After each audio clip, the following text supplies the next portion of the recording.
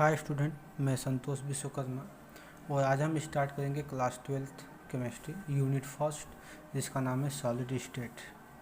Solid state आपने lower class से ही पढ़ते चले आ रहे हैं कि सॉलिड स्टेट होती क्या है।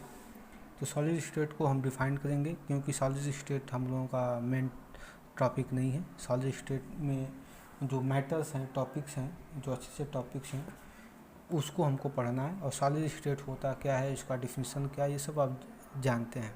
तो हम बस इसको एक राइटिंग के रूप में आपको दे देते हैं। आप इसको वीडियो पॉज करके आप इसको नोट्स कर सकते हैं। तो व्हाट इज अ सॉलिड?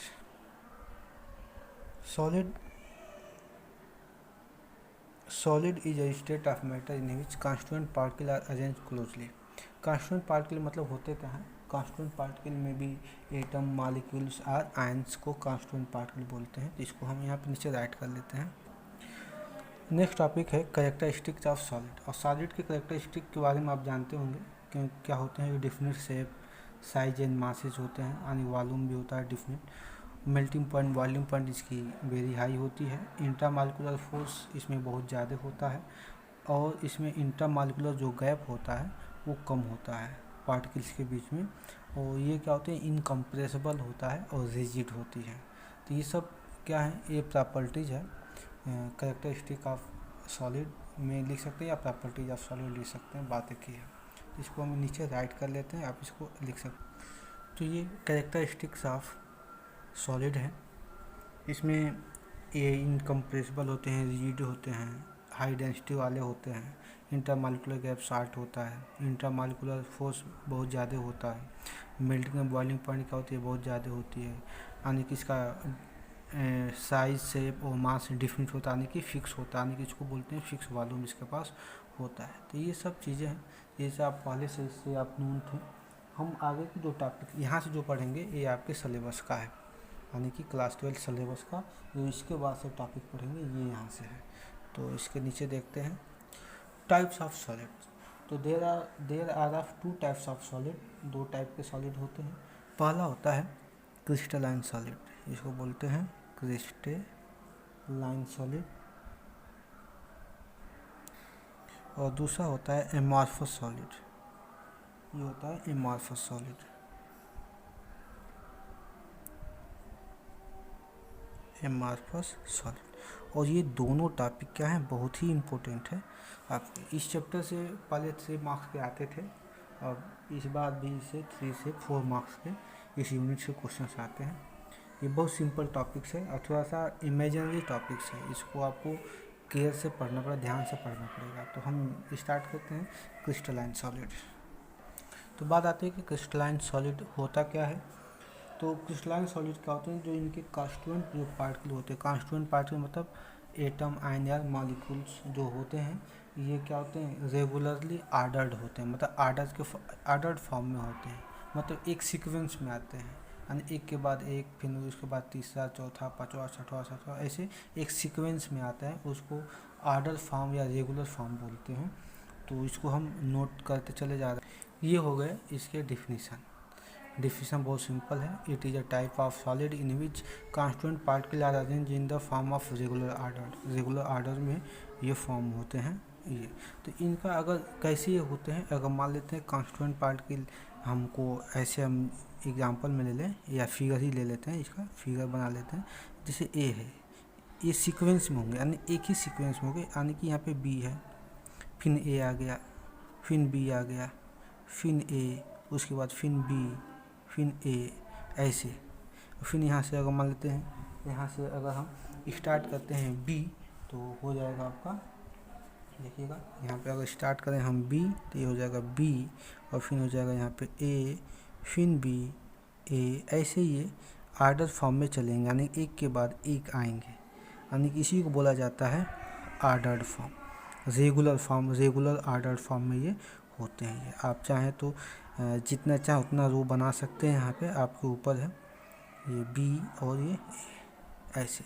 तो ये सीक्वेंस है, मान लेते हैं ए और बी कॉन्स्टिट्यूएंट पार्टिकल्स हैं, और ये क्या इनका जो अरेंजमेंट है वो रेगुलर आर्डर्ड फॉर्म में है। ये ए के बाद बी आना, फिर ए आना, फिर बी आना, यानी कि इसके बाद कोई दूसरा वर्ड नहीं आया, यानी कि ये नहीं है कि ए के बाद ए आया है, उसके बाद बी आया, उसके बाद फिर बी आया है, या बहुत सारा बी आया है, या ए आया है, फिर उसके बाद बहुत सारा ए आया है, ऐसे नहीं है। वो अगर ऐसे होते हैं तो आर्डर इन रेगुलर हो जाते हैं। यहाँ पे आर्डर्स क्या है, रेगुलर फॉर्म में, उसी को क्रिस्टलाइन बोलते हैं।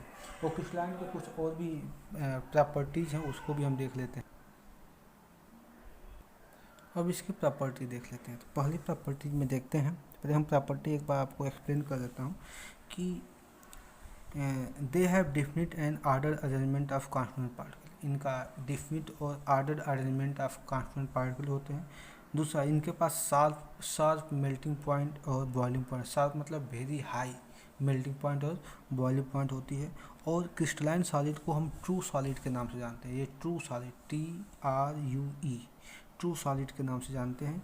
और एक खास जो होता है जिसके नाम से ज़्यादा पूछा जाता है एग्जाम में, क्रिस्टलाइन सॉलिड को हम एनिसोट्रॉपिक के नाम से भी जानते हैं। यानी कि क्रिस्टलाइन सॉलिड क्या होते हैं, एनिसोट्रॉपिक इन नेचर का होता है। और एनिसोट्रॉपिक होता क्या है हम इसको आगे डिस्कस करेंगे। और ये लॉन्ग रेंज आर्डर में होते हैं सारे, क्योंकि ये जब एक बार बनना स्टार्ट होते हैं सॉलिड के मॉलिक्यूल जब अटैच हो जाते हैं तो ये बहुत लॉन्ग रेंज में चले जाते हैं, मतलब बहुत लंबे लंबे चेन बनाते हैं, यानी कि ये लॉन्ग रेंज ऑर्डर होते हैं। जैसे ग्रेफाइट हो गया, डायमंड हो गया, निकिल हो गया, आयरन हो गया, कोबाल्ट हो गया। और अगर बात करें तो इसमें लिख सकते हैं भी crystalline solid are made up of large number of unit cell. बहुत सारे यूनिट सेल से बने होते हैं क्रिस्टलाइन सॉलिड। यानी इसी सब चीज़ों को हम यहाँ पे जितना भी हमने प्रॉपर्टी बताया सारा प्रॉपर्टी यहाँ पे मेंशन कर लेते हैं। आप उसको चाहें तो राइट डाउन कर सकते हैं। तो ये हो गया इनकी प्रॉपर्टीज़ क्रिस्टलाइन सॉलिड की। तो सबसे इसमें जो मेन प्रॉपर्टीज़ है ये एनिसोट्रॉपिक नेचर के होते हैं, जो बहुत ही ज़्यादा इंपॉर्टेंट है, एनिसोट्रॉपिक इन नेचर। और दूसरी बात है कि इनको हम ट्रू सॉलिड के नाम से जानते हैं। ये भी टॉपिक क्या है, बहुत ज़्यादा इंपॉर्टेंट है, ये भी लाइन, यानी कि ये इंपॉर्टेंट लाइन है। तो एनिसोट्रॉपिक होता क्या है इसको हम डिफाइन करते हैं। एनिसोट्रॉपिक मतलब क्या होता है, तो इसके मतलब होता है कि अगर मान लेते हैं कि ए है, हम एक सीक्वेंस बना लेते हैं, सीक्वेंस पहले बना लेते हैं। इसका मतलब ये होता है एनिसोट्रॉपिक मतलब कि different value of physical property in different direction. मतलब दे हैव, लिख सकते हैं they have different value of physical properties, different value of physical properties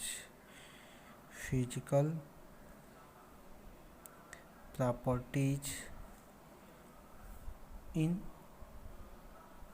different direction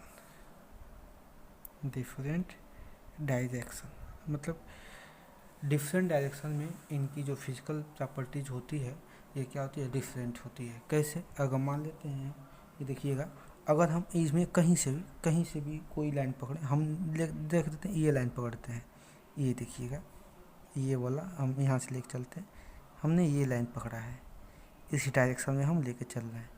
तो यहाँ पे देखिएगा ये तो आर्डर फॉर्म में ए है, बी है, ए है, बी है, ए है, बी है, ए और बी है, एक सीक्वेंस में चल रहे हैं, रेगुलर आर्डर फॉर्म में चल रहे हैं। लेकिन इनका हम डायरेक्शन बदल रहे हैं, इनका डायरेक्शन क्या कर रहे हैं, बदल रहे हैं। देखिए डायरेक्शन कैसे बदल रहे हैं। अगर हम इनका डायरेक्शन बदलें, देखिएगा हम इनका डायरेक्शन ऐसे बदल रहे हैं, कहीं कोई भी लाइन एक पकड़िएगा, ए वाला पकड़िए, बी वाला पकड़िए, कोई भी लाइन पकड़िए, इनका डायरेक्शन हम चेंज कर रहे हैं। देखिए यहाँ से हम डायरेक्शन इसको चेंज कर रहे हैं, तो इस डायरेक्शन में देखिएगा केवल बी आ रहा है। अगर हम डायरेक्शन इधर से चेंज करें, इधर से डायरेक्शन अगर चेंज करते हैं तो देखिएगा अगर हम यहाँ से ए वाला पकड़ें तो हम ए ही आएगा, या बी पकड़ें तो बी आएगा। देखिएगा ये ए, यहाँ पे देखिए ये वाला पूरी डायरेक्शन ही जैसे देखिए ऐसे गया है, मतलब समझ में। इसका मतलब क्या होता है कि जो फिजिकल प्रॉपर्टी जो इनका होता है ये डिफरेंट होता है डिफरेंट डायरेक्शन में। मतलब यहाँ पे देखिए, यहाँ पे ए बी सीक्वेंस में आ रहा है, लेकिन यहाँ पे सीक्वेंस नहीं आ रहा है, केवल बी आ रहा है, यहाँ पे केवल ए आ रहा है। यानी कि इनकी फिजिकल प्रॉपर्टीज क्या होती है, डिफरेंट होती है डिफरेंट डायरेक्शन में। तो इसी को हम एनिसोट्रॉपिक्स कहते हैं। एनिसोट्रॉपिक्स एक ऐसी प्रॉपर्टीज होता है, एक ऐसा नेचर होता है कि जिसमें क्रिस्टलाइन सॉलिड क्या होते हैं, कि क्रिस्टलाइन सॉलिड का जो फिजिकल प्रॉपर्टीज होता है वो डिफरेंट होता है डिफरेंट डायरेक्शन में। उसी को हम बोलते हैं एनिसोट्रॉपिक्स। अगर हम इसकी एग्जांपल की बात करें तो जितने भी सॉलिड हैं सबको सब जानते हैं, जैसे ग्रेफाइट। ग्रेफाइट क्या है आपका, क्रिस्टलाइन सॉलिड है। अगर हम बात करें डायमंड भी क्या है, सही डायमंड, तो डायमंड भी क्या है, यहाँ पे लिख सकते हैं डायमंड भी है आपका क्रिस्टलाइन सॉलिड। निकिल जो Na से रिप्रेजेंट करते हैं, ये भी क्रिस्टलाइन सॉलिड। आयरन भी क्या है, क्रिस्टलाइन सॉलिड है। कोबाल्ट, ठीक है, जिंक एक्सेट्रा, ये सब क्या है, क्रिस्टलाइन सॉलिड है। अगर बोलेंगे कि क्या ये प्लास्टिक भी क्रिस्टलाइन सॉलिड है, ग्लास भी क्रिस्टलाइन सॉलिड, क्योंकि ये भी तो सॉलिड होते हैं, लेकिन ये क्रिस्टलाइन सॉलिड नहीं है। इनको हम आगे के वीडियो में देखेंगे। Thanks for watching my this video.